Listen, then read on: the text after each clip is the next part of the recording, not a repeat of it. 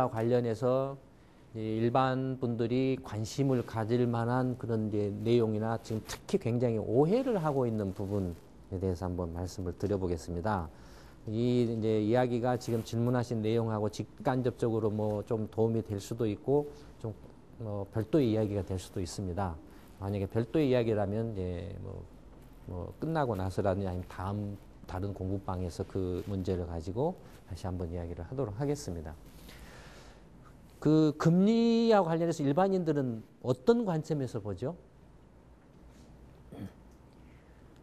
금리는? 수익. 그렇죠.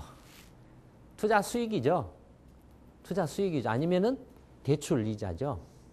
그렇죠. 그러니까 금리하고 관련해서는 일반인들은 투자 수익이나 대출 금리와 관련된 것이 이제 주 관심 대상이고 또 하나가 있죠. 금리와 관련해서. 또 하나는 정책과 관련된 것이 있죠.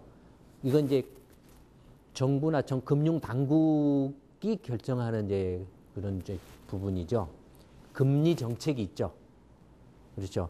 그러니까 금리라고 하면 아까도 설명이 있었습니다만은 금리나 사실은 수익률이나 할인율이나 사실상은 내용이 같은 말입니다.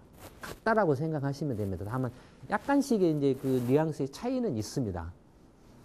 차이는 있는데 그 차이를 한번 설명을 해보고 말씀을 드리겠습니다. 근데 먼저 개인들 차원에서 금리는 투자에 관심을 가지고 있어서 이제 금리가 문제가 되거든요. 그러니까 수익률이, 투자 수익률이, 내가 예금 금리가 됐든지, 뭐 투자 이율이 됐든지, 거기에 관심이 있거든요. 근데 그 중에 개인들 차원에서 가장 지금 혼란과 오해가 있는 그 주제 중에 하나가 금리가 내려가면 반드시 자산 가격이 올라간다. 특히 부동산 가격이 올라간다.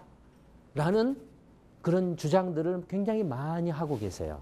저희 포럼에도서도 그런 글을 가끔씩 올리시는 분들이 계세요. 그러니까 아파트 값이 안 떨어진다 이거죠. 올라갈 거다 이거죠. 정부가 돈을 찍어내든지 금리를 낮추면 자산 가격이 올라간다라는 거예요. 근데 그게 마치 경제학 이론이나 교과서에 있는 것처럼 이야기를 해요. 근데 경제학 이론이나 교과서에는 그런 이야기 없습니다. 없어요. 잘못된 이야기예요. 그러면 이제 실제 진짜 이야기는 뭐냐? 금리가 내려가면은 부동산 가격이 올라가냐? 주가가 올라가냐? 뭐 금 가격이 올라가냐? 네. 실제 만약에 정말로 올라간 거라고 치면 일본이나 미국이나 유럽에서는 뭐죠? 부동산 거품이 꺼져가지고 금리가 다 0%인데 금리가 0%면 이미 부동산 가격이고 주가고 금값이고 다 그냥 무한대로 올라가 있어야 되죠. 그렇죠. 근데 실제로는 안 그렇죠. 그렇죠. 근데 경제학 이론에서도 그렇게 말 안 합니다. 그렇게 말하지 않습니다. 이제 그걸 이제 좀 설명을 한번 해보겠습니다. 금리가 내려가면은 부동산 가격이 안 떨어지거나 최소한 올라가거나 최소한 안 떨어진다라는 게 엉터리라는 이야기를 이제 한번 설명을 해드릴게요. 여러분들 이제 국민연금 있죠? 아까 주택연금 말씀드렸던 것처럼 국민연금 있죠? 국민연금은 뭐죠? 일정 이제 60세가 되면은 매달 그 연금이 나오죠? 이제 알기 쉽게 그냥 매년 뭐 1년치를 합산하면 매년 이제 연금이 나오죠. 예를 들어서 이제 1년째에 100이라는 이제 뭐 100만 원 연금이 나왔어요. 그 다음에 2년째에 또 100만 원 연금이 나왔어요. 이제 1년째, 2년째, 뭐 3년째, 이렇게 쭉 이렇게 가겠죠. 100만 원 연금이 이렇게 쭉 나오죠. 그렇죠? 그러면 이런 연금이 있는데 문제는 뭐냐면 그냥 연금을 그냥 주나요? 그냥 안 주죠. 어떤 사람한테만 연금을 주죠? 연금에 가입한 사람한테. 연금에 가입한 사람은 어떻게 해죠? 예, 연금 보험료를 내줘요. 매달 자기 월급에서 얼마씩 떼어서 내가지고 40년이고 30년이고 60살 될 때까지 계속 내서 이제 이런 연금을 받죠. 그렇죠. 또 예를 들어 이거 주식이라 하기도 좋다 이거예요. 어떤 주식을 샀는데 이 주식의 배당금이 매년 100만 원씩 나와요. 주식 배당금이. 그런가 하면 이게 뭐 집이라 하기도 좋다 이겁니다. 집을 한 채 가지고 있는데 이 집을 이제 세를 준 거예요. 그래서 매년 집세가 100만 원씩 나오는 거예요. 매년 이 집세가. 그러면은 이렇게 매년 100만 원씩 집세가 나오든 아니면 배당이 나오든 아니면 무슨 연금이 나오든 이것에 만약에 이것을 하나로 몽땅 그려서 지금의 현재 가격으로 치면 현재 가격으로 하면은 얼마가 되겠냐는 거죠. 다 합쳐야 될 거 아닙니까? 다 합쳐야 되죠. 근데 다 합치는데 그냥 합칠 수 없죠. 왜? 1년째 100만 원하고 2년 후에 100만 원은 다르죠. 뭐 때문에? 물가가 다른 거예요.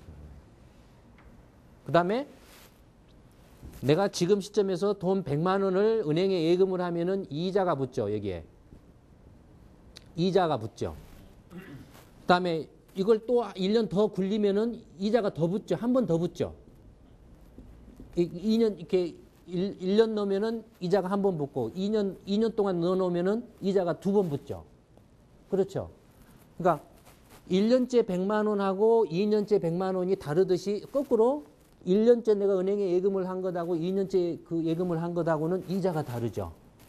그러니까 이렇게 이자가 다른 것처럼 이제 이렇게 매년 100만 원씩의 수입이 뭐 또는 어떤 뭐 배당이 발생하거나 어떤 집세가 들어오는 이런 상품이 있다. 투자 상품이 있다. 이 투자 상품의 현재 가치를 어떻게 계산하느냐 하면은 그 계산하는 방법은 이제 뭐 아마 이제 경제학이나 뭐 그런 쪽을 조금만 공부하신 분들은 다 아시지만 그냥 제가 결론만 말씀드릴게요. 시간 때문에. 어떻게 하냐면은 그 이자율이 있죠. 금리. 이자율이 있습니다. 이자율 또는 이제 수익률이라고도 합니다. 수익률. 근데 수익률인데 뭐 이자율이라고 하면 R이고 수익률이라고 그러면은 뭐 이제 뭐 큰 문자로 쓰고 그 다음에 또 하나 더 있어요. 기대 수익률이라는 게 있습니다. 기대 수익률이라는 것은 뭐냐면은 1년째 연금 같으면 확실하게 100만 원씩 들어오죠. 연금 같으면은. 물론 100% 확실하다라고는 할 수는 없어요. 왜냐면 나라가 파탄 나버리면 그리스나 이런 나라처럼 파탄 나버리면 연금 못 주잖아요. 한국도 지금 연금 받을지 못 받을지 장담 못 합니다. 젊은 분들. 장담 못 해요, 지금. 근데 어쨌든 확실하게 그 100만 원씩이 매년 발생한 경우라면은 위험이라는 게 없어요. 근데 배당 같으면은 매년 100만 원씩 내가 약속을 할게 하면은 기대치죠. 약속한 거죠. 확실한 거 아니죠. 그렇죠. 기대치예요.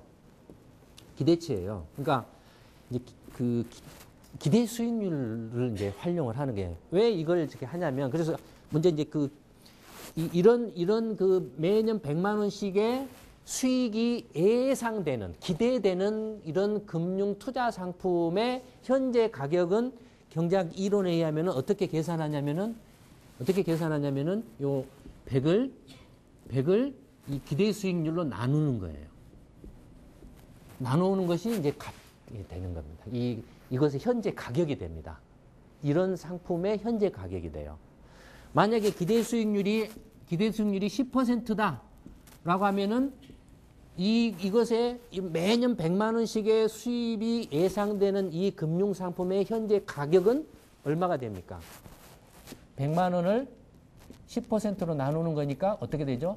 1000이 되죠. 1000만 원이 되죠. 그러니까 내가 지금 현재 1000만 원하고 이 매년 100만 원씩이 예상되는 이 투자 상품하고 맞바꿀 수 있다 이겁니다. 무슨 이야기인지 아시겠죠? 그러니까 매년 100만 원씩의 배당이 기대되는 예상되는 주식이 있다. 그러면 내가 지금 이 주식을 얼마에 살 거냐? 중요하죠. 내 투자를 하려고 해요. 주식 투자를 하려고 해요. 또는 매년 100만 원씩의 집세가 들어오는 상가를 내가 살려고 한다. 집을 살려고 한다. 그러면 그 상가 내지는 그 집을 내가 얼마에 사는 것이 합당하냐? 굉장히 중요하죠. 그렇죠. 얼마에 살면 합당할 것인가를 그 경제학자들이 이제 그 이론으로 이렇게 이제 분석을 이제 그 이론으로 이렇게 따져 보니까 매년 그 들어오는 수익을 기대 수익률로 이렇게 나누면은 그것이 이제 그 적정한 그 현재 가치가 된다라는 거예요. 그러니까 만약에 기대 수익률이 5%가 되면 어떻게 되겠습니까? 기대 수익률 5%가 되면 100을 5%로 나누는 거니까 어떻게 되죠? 2천만 원이 되죠? 2천만 원이 되죠? 그러니까 기대 수익률이 내려가면은 현재 가격이 올라가죠. 그렇죠. 기대 수익률이 10%였을 때는 똑같은 그 100이라는 수익이 매년 똑같이 발생한다라고 예상을 해도 기대 수익률이 10%면은 1,000만 원인데 현재 가격이 기대 수익률이 이제 10%에서 5%로 내려가면은 2천만 원이 되고 기대 수익률이 이제 1%다라면 어떻게 되죠? 1억 원이 되죠. 1억 원이. 만약에 기대 수익률이 0%라면 어떻게 되겠습니까? 가격이 무한대가 되죠. 무한대가 돼요. 그런 이걸 가지고 사람들이 금리가 내려가면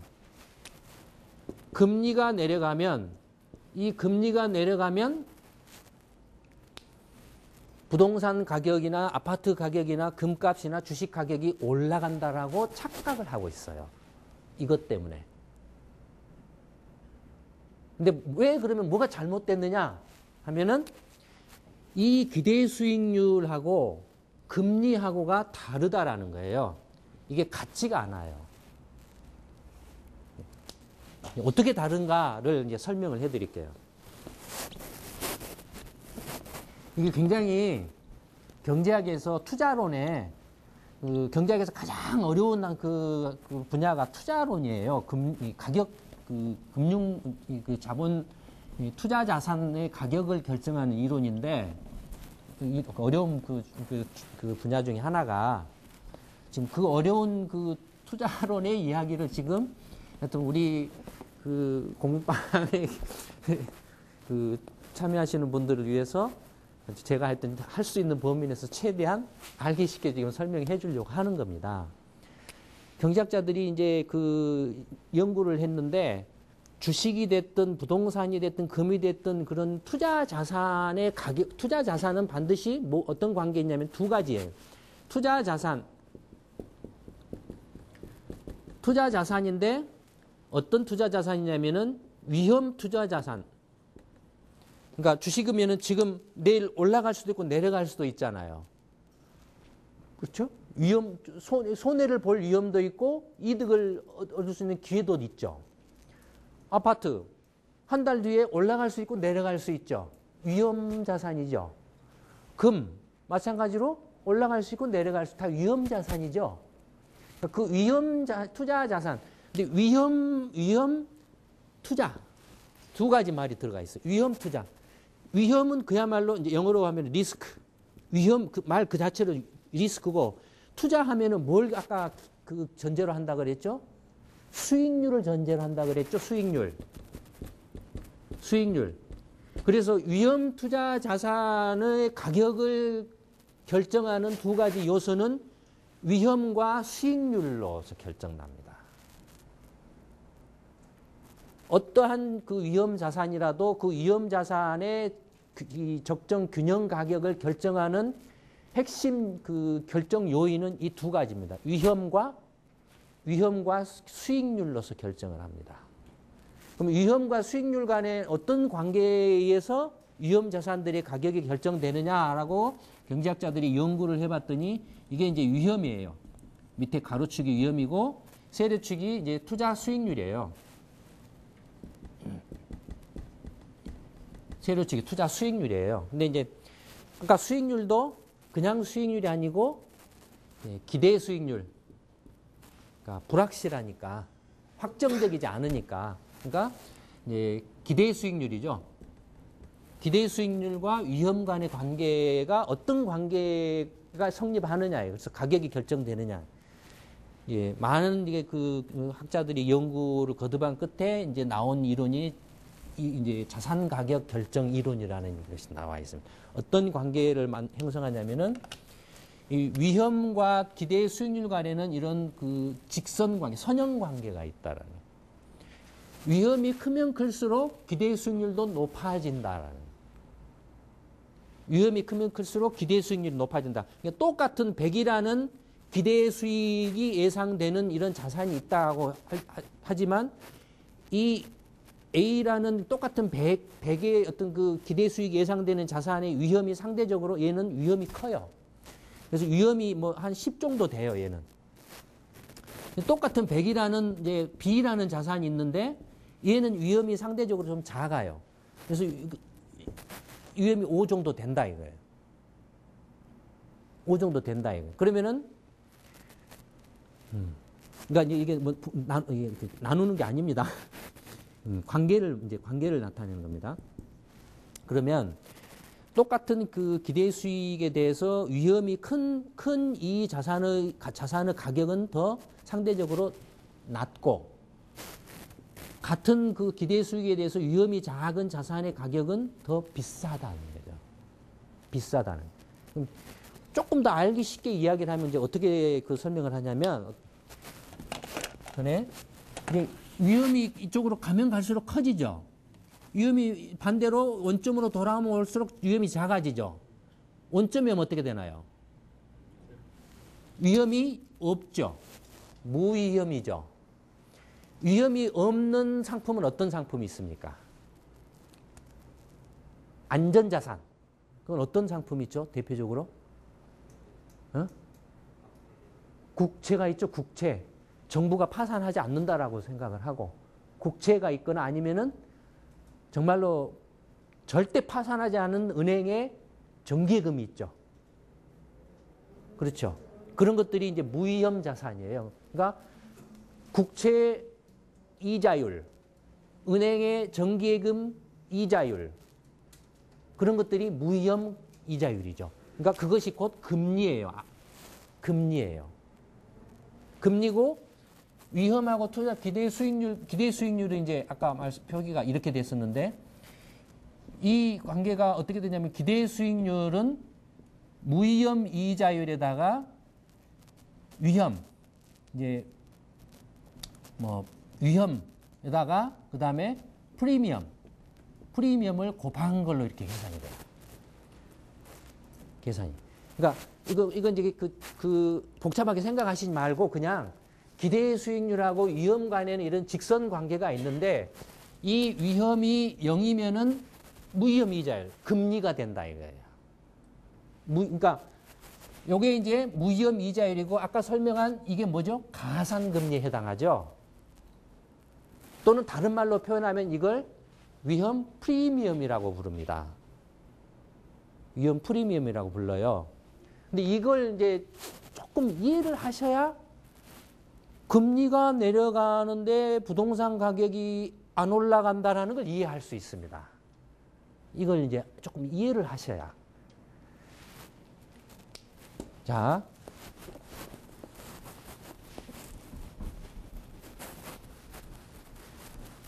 금리가 내려가면 아파트 가격이 올라갈 거다라는 것이 근거가 없다. 라고 하는 것을 이제 지금 방금 말씀드린 걸 가지고 한번 증명을 해 보일게요. 똑같습니다. 이게 이제 위험이에요. 위험 있고, 이제 기대 수익률. 세로축은 기대 수익률이고 가로축은 위험입니다. 근데 이제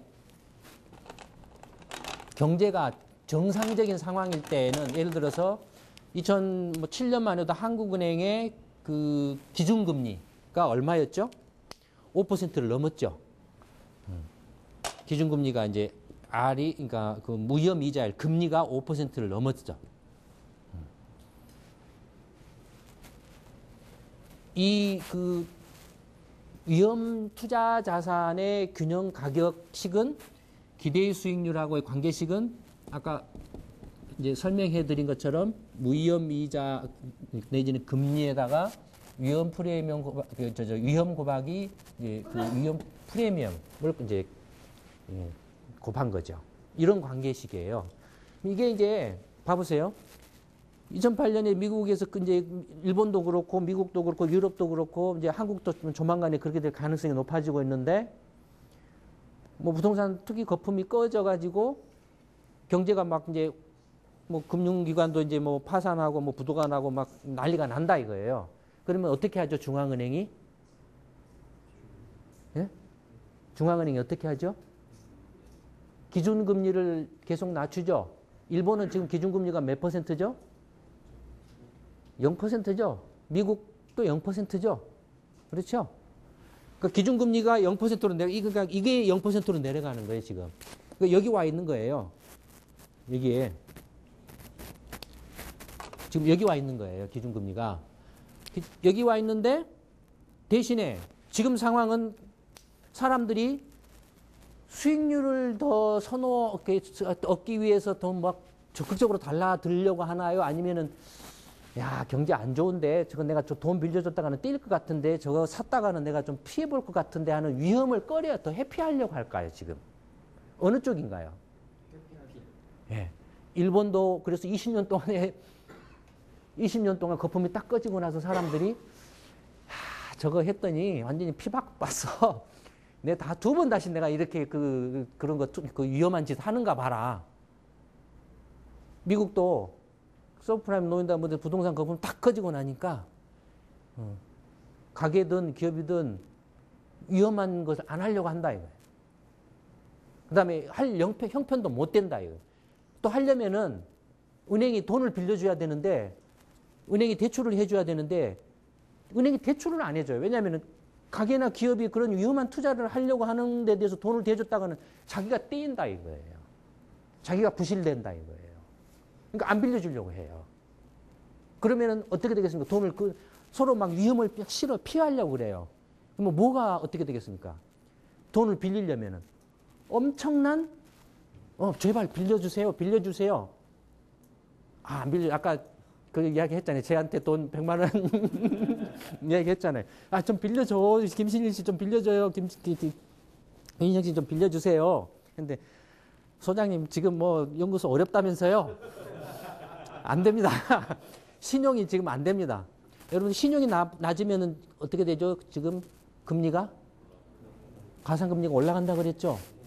똑같아요. 위험을 사람들이 막 그 위험을 기피하려고 하고 하면은 어떻게 되죠? 위험 프리미엄이 굉장히 높아져요. 적어도 내가 빌려주려면 돈 100만 원 빌려주면 이자 얼마 줄 거야? 5%? 안 돼. 10%? 안 돼. 20%? 조금 더 올려. 30%? 그래. 위험 프리미엄이 폭증을 해요. 그러면 위험 프리미엄이 폭증을 하는 기준금리가 0%인데 한국은행의 기준금리가 예를 들어서 0%인데 위험 프리미엄이 폭증했을 때 이 자산 가격 선이 어떤 모양이 되냐면은 이런 모양이 됩니다. 이런 모양이 돼요. 그렇죠? 그러니까 이제 여기서 얘는 아까 그 100이라는 그 기대 수익이 이렇게 예상되는 투자 자산이 있는데 이것의 현재 가치는 이걸로 나눈 거라 그랬죠. 그 기대 수익률로 나눈 거라 그랬죠. 근데 이 기대 수익률은 어떻게 됩니까? 금리, 무위험 이자율, 기준금리 더하기 위험 프리미엄이라 그랬죠. 그렇죠. 자, 이 식에서 경제가 안 좋아지고 위험을 기피해가지고 기준금리가 0%예요. 기준금리가 똑같이 그 100이라는 기대 수익이 예상되는데 기준금리가 0%예요. 0%죠? 근데 위험 프리미엄이 이 경우에는 예를 들어서 이제 뭐 3이었다라고 칩시다. 근데 이 경우에는 위험 프리미엄이 10이 돼 버려요. 무슨 계산하기 좋게 그냥 여기는 이제 뭐 10이라 그러고 그러니까 뭐 한 뭐 50이라고 합시다. 알기 쉽게 계산하기 편하게. 그러면은 죄송합니다. 위험 프리미엄 5고 이때는 기준금리가 5%고 그러면 정상적일 때 기대 수익 100이라는 기대 수익이 매년 예상되는 이런 투자 상품의 현재 가격은 5% 합쳐서 10%니까 얼마가 됩니까? 1,000만 원이 되죠. 1,000만 원이 되죠. 그런데 이제 정상적인 상황이 아니고 굉장히 뭐 거품이 꺼지고 경제가 막 그 혼란에 빠져가지고 사람들이 위험을 엄청나게 기피해서 위험 프리미엄이 50%가 돼요. 근데 중앙은행은 이제 경제를 살리려고 기준금리를 0%로 내렸어요.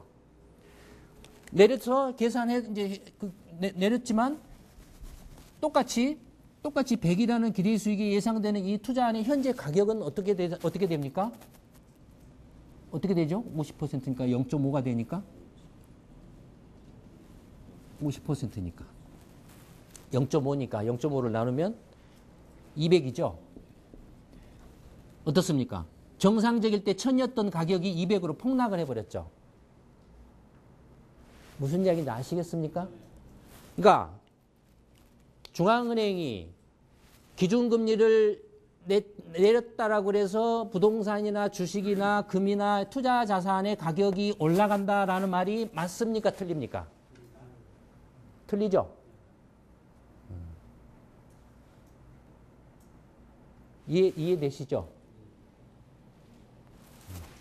그러니까 이른바 이제 위험 프리미엄이 너무 커져버려가지고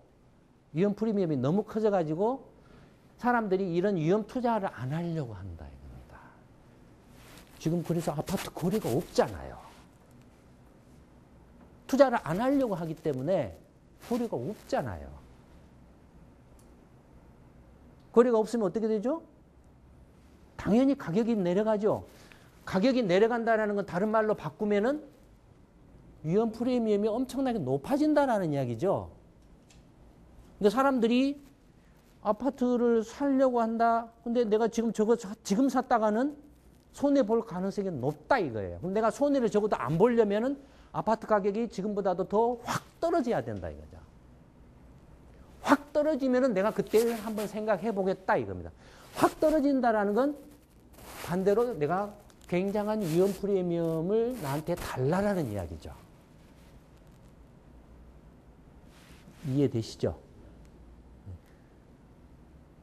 그러니까 중앙은행이 기준금리를 낮춘다라고 해서 위험 투자 자산 가격이 올라간다라고 해서 투자를 했다가는 완전히 피박스일 수 있습니다. 그동안에는 사람들이 별로 위험하지 않다고 생각했기 때문에 리스크 팩터가 변동이 별로 없었다라고 생각하게 되는 거예요. 그러니까 이제 경제가 정상적이었을 때는 이렇게 기울기가 완만하죠. 그러니까 기울기가 이제 결국은요 위험 프리미엄에 해당하거든요. 이 각도가 해당하거든요. 그렇죠. 네, 그러니까 이제 지금은 이제 이 위험 투자 자산들의 가격을 결정하는 선이 지금 이런 모양입니다, 이거죠. 이런 모양이다. 그러니까 이런 모양이기 때문에 FRB가 아무리 양적 통화 확대책이고 기준금리를 0%로 내린다라고 해도 사람들이 집을 안 산다 이겁니다. 반응을 안 보인다라는 거죠. 그러니까 양적 통화 확대나 기준금리를 0%로 내려도 경기 부양 효과가 별로 없다라는 거예요. 지금 여전히 위험 프리미엄이 굉장히 높은 상태겠다. 그러니까 위험 프리미엄이 높다는 것은 미국 사람 대다수가 아직도 굉장히 미국 경제가 위험하다라는 거죠. 그렇게 생각하고 있다라는 거예요. 뭐 이제 뭐 공포 지수라든지 뭐 변동성 지수라든지 뭐 일부 그런 것들이 있습니다. 그러나 정확하게 이 전체에 이제 주로 이제 이게 이제 활용되는 게 주식 시장이죠. 왜냐면은 주식 종류가 많잖아요. 그러니까 주식 뭐 A 주식, B 주식을 막 이렇게 이제 찍어보죠. 뭐 이제 변동성하고 위험이라는 걸 측정하는 지표를 이제 만들어 놓은 가격의 뭐 변동성하고 그다음에 실제 투자 수익하고 계산해 가지고 이렇게 찍어 보죠. 찍어 보면은 그래서 이제 대충 이것의 최적 뭐 이렇게 뭐 추정선을 그어 보면은 이제 대충 나오는 이제 그런 모습을 만들죠. 근데 금 같은 거라든가 이런 것은 금 달랑 하나잖아요. 찍어 볼 방법이 없잖아요.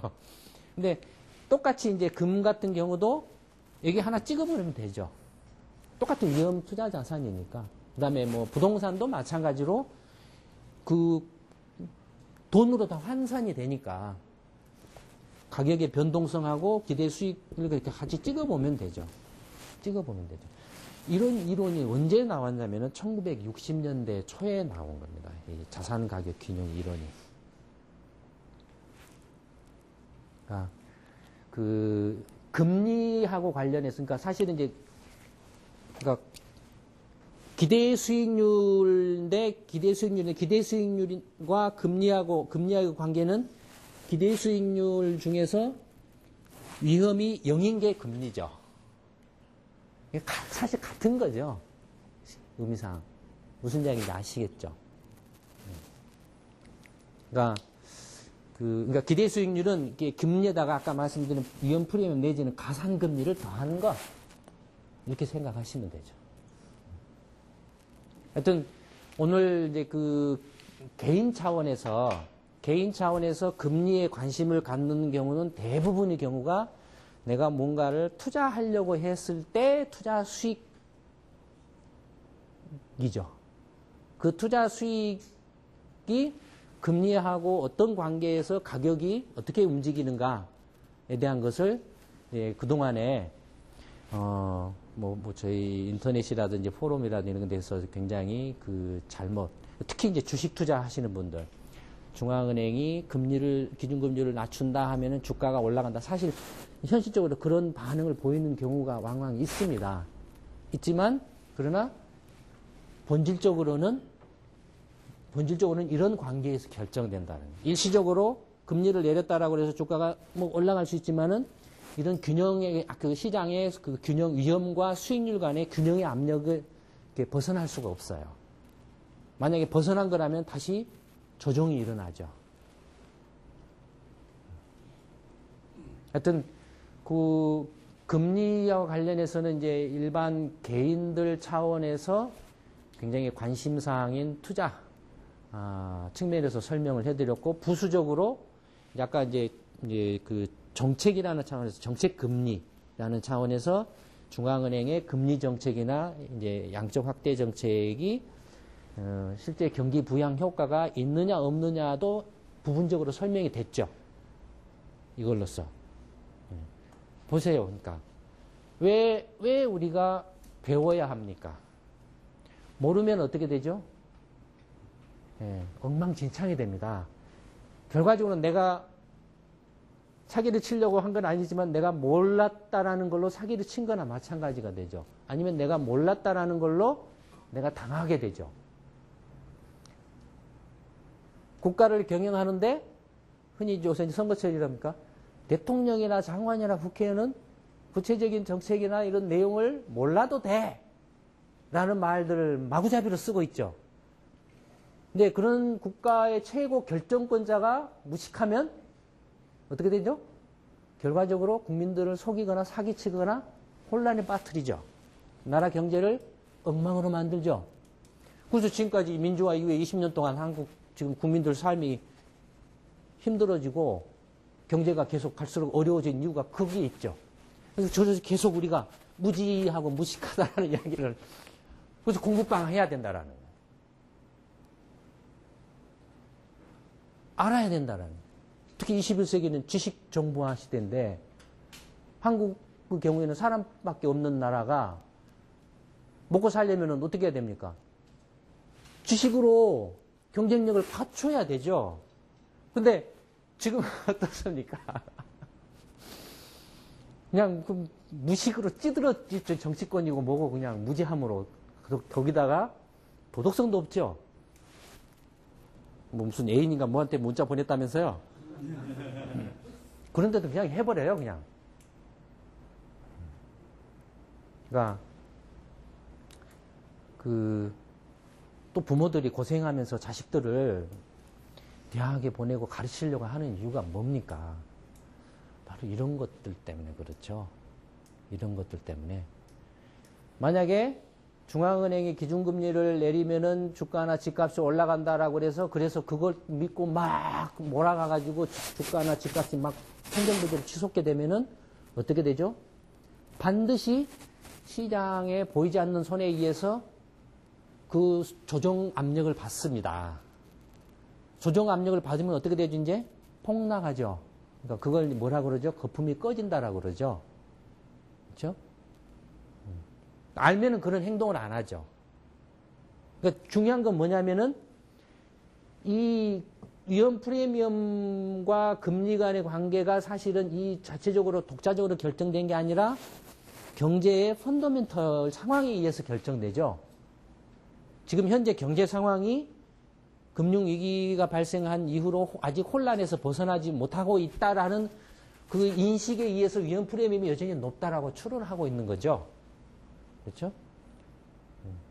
그러니까 실물 경제 상황이 근본적으로 깔려 있습니다. 이 이야기에는. 실물 경제에 대한 전제가 깔려 있는 겁니다. 그래서 오늘 이제 금리란 무엇인가와 관련해서 경제학에서 가장 어려운 그 이론 분야 중에 하나를 일반 그 경제학 이론을 이렇게 쉽게 접해보지 못하신 분들을 상대로 설명을 해드렸는데 어떻게 조금 이해가 되셨습니까? 네. 네, 그러면 다행입니다. 오늘 금리란 무엇인가와 관련해서 제가 그동안에 말씀드리고 싶었던 그 오해, 잘못된 이해 이런 부분들을 지적하면서 그래서 이제 좀 더 많은 분들이 공부방에 오셔서 같이 올바른 정보를 공유하고 정말 제대로 된 어떤 경제를 만들고 그 바탕에서 국민들이 이제 국민들의 그 삶을 이런 제대로 된 올바른 정보나 어떤 지식을 가지고 국민들의 스스로가 그 자기 삶을 이렇게 추스려 갈 수 있도록 좀 같이 해보자라는 이제 그런 거죠. 하여튼 오늘 분당 공부방은 이걸로 마치도록 하겠습니다. 예, 고맙습니다. 고맙습니다.